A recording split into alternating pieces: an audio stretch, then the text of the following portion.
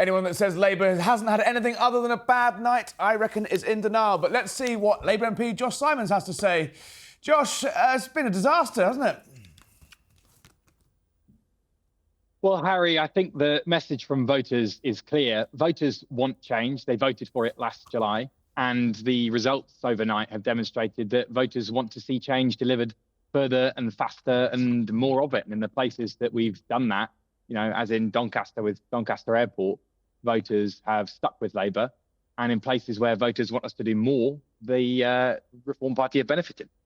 Not just voters that want change, though, is it, Mr. Simons? I'm going to read you some comments from your colleagues this morning. Richard Bergen, the leadership must change course. Kim Johnson, Runcorn is a warning sign we cannot ignore. Diane Abbott, this was a disastrous night. Brian Leishman, Labour must change course. Zara Sultana, this is not the change that people voted for, and it shows. Those are your colleagues on the record saying the leadership are cocking this up. They are, Harry, although, as you know, none of those particular colleagues have ever been particularly huge fans of Keir Starmer. But I think the underlying point that this government has to deliver the change that it promised, because that's what voters are consistently voting for, and to be honest, have done for a decade, is right and is really, really important. And I think I see that all the time in my constituency. There's things that we need to get done over the next 4 years. Otherwise, voters will vote for someone that will deliver that change. It looks like they think that Reform are going to be the people to deliver that change. The Tories had 14 years and the voters don't seem too impressed with them. And it looks like they're not that impressed by the first 10 months of your government. Well, one thing that voters in Runcorn will find out is whether, as a constituency MP, Reform MPs actually do any good at all for their areas, because so far Reform MPs have spent a lot of time not in their constituencies and not delivering for their constituencies. And we'll see what happens in Runcorn, and then voters in Runcorn will get a chance in 4 years' time to deliver a verdict on whether their Reform MP has actually done anything for their area or not. So Labour in the last few months have gone pretty much studs up on reform, and you can see why. You've been screaming about their previous, Nigel Farage's previous comments about Putin, previous comments about how the NHS is funded. It doesn't seem to be working, though. You're going hard on reform. You're saying they're lazy, they don't turn up to the House of Commons, but millions of voters appear to say they don't really care about that. Well, there's a couple of things to say about that, Harry. Firstly, just to say, it's not about how the NHS is funded. If you fund the NHS with a national insurance system, then it's not a national health service. Funding healthcare via national insurance means the end of the NHS, as the United Kingdom has had the NHS since the Second World War. So it's important not to fudge that. And actually, one thing I hope is that as we've now got another Reform MP in Parliament, the actual policies of the Reform Party, the things that they say they will do to make working people's lives better, will come under more scrutiny from our party, from the Conservatives, and from journalists like you. But look, I'm not going to fudge the point. Voters want to see and feel change in their area. That's what my voters tell me every single week when I talk to them. And we must deliver that change for them. Otherwise, voters will vote for somebody who says they will deliver that change. And that's what voters have been asking for now for almost a decade. And it's incumbent on people like me to make sure that we do that.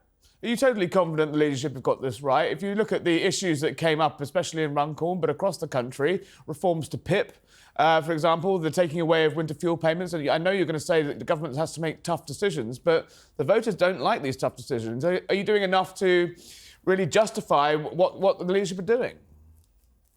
Well, I think it is important just to take the winter fuel payments example, because it's a difficult example. It was a tough decision, and of course it's been unpopular. It's important that we argue for these things from principle. So to my voters, I said very clearly, I believe that people who cannot afford to heat their homes must be supported by the government to heat their homes. Nobody should sit at home freezing because they cannot heat their homes. Now, I believe that the Household Support Fund and the threshold at which winter fuel payments was set meant that actually most people who really couldn't afford to heat their homes would have had support from the government to do that. But I said to my constituents, look, if you really can't afford to heat your home and you're worried, contact me. Let's talk about your finances. Let's talk about your situation. And then I will take that to the government and we will look into it. And I think it's important that we defend those principles. It is right that we make sure that nobody sits at home freezing because they cannot afford to heat their homes. And the reforms that we put in were to make sure that that was a sustainable, long-term form of support that could go well into the future. What about national insurance? You know, we can argue that we argue the toss on whether the manifesto was broken or not. But let's just take what your newly re-elected mayor of Doncaster said, which is a mistake, and the government needs to think again about national insurance rises on business.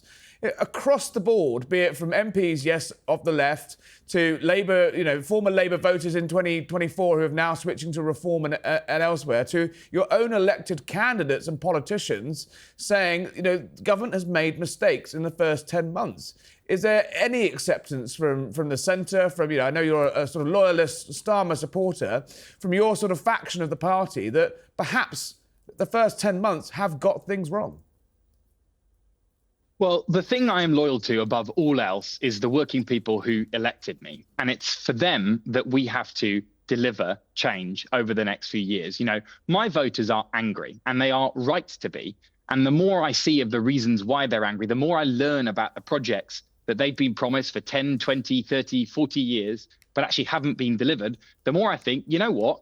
You're completely right to be infuriated by the failure of successive governments over several decades to deliver the things that were promised to you.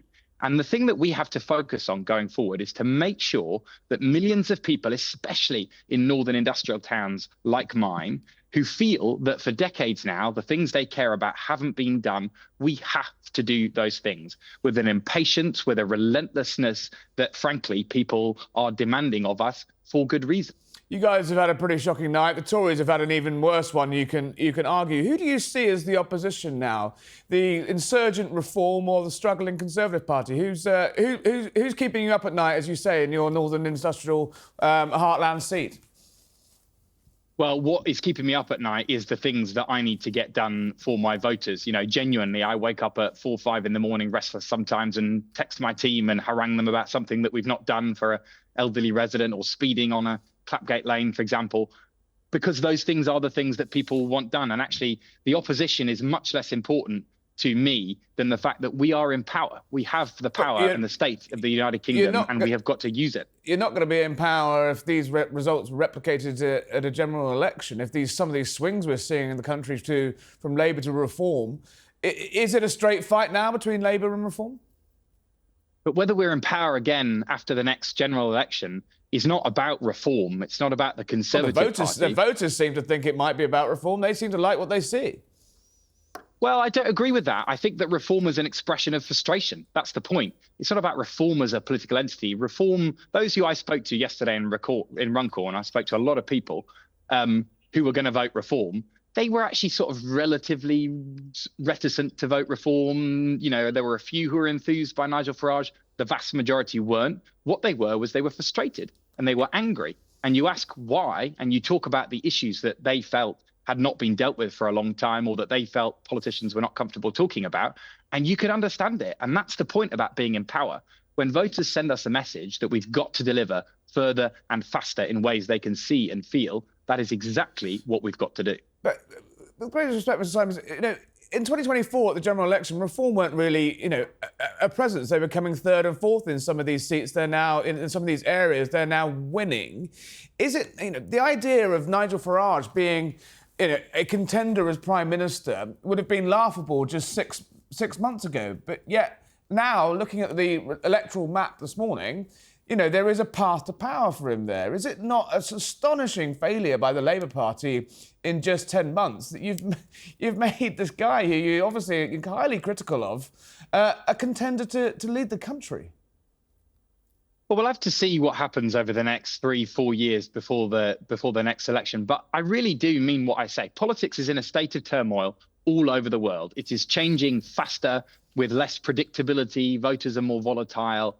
And the fundamental reason is that democracies like ours are in effectively a delivery crisis. They are not getting the things done for working class voters that they want done, and they have been telling politicians like me they want done repeatedly, as fast and in as visible and tangible ways as they have been asking for. And it is incumbent on politicians, frankly, of all stripes, to demonstrate that politics actually matters. and that voters can vote for people, and those people have the power to change the things they care about. And to me, and I really mean this, that is what I care about. That's what's at stake here. It's not just about reform. It's actually about demonstrating that the people you elect in Britain have the power to change the things that you care about. And that really matters.